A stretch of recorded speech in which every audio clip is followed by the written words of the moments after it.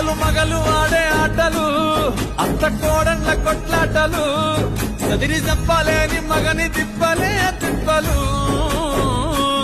రచ్చబండ మీద ఆటలు, సాయబండి కాడ మాటలు, వచ్చిపోయేటోళ్ళ మందలించుకునే సంగతే గమ్మతి.